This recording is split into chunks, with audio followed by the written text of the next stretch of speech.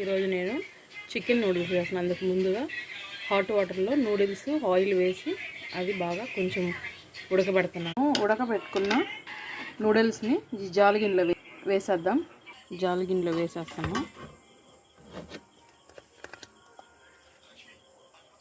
ఇది బాగా చల్లారాలి. ఇందులో కొంచెం కూల్ వాటర్ కూడా వేయాలండి.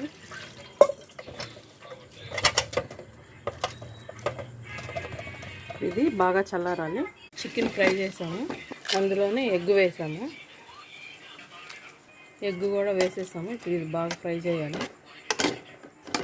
ఇది ఫ్రై అయిపోయి చికెన్ మసాలా, గరం మసాలా, మనకు నూడిల్ మసాలా వస్తుంది, కారం, కొంచెం సాల్ట్ అంతా వేసేస్తాం. ఇది బాగా మిక్స్ అయిపోయింది. ఇప్పుడు ఈ నూడిల్స్ వేసి దాంట్లో వేసేద్దాం. బాగా మిక్స్ చేసేస్తాం. ఇంతేనండి నూడిల్స్. ఇది నా స్టైల్ నూడిల్ అండి. దీంట్లో కొత్తిమీర వేసి దింపేయడమే. ప్లీజ్ సబ్స్క్రైబ్ చేసుకోండి. వీడియో నచ్చినట్లయితే లైక్ చేయండి, షేర్ చేయండి.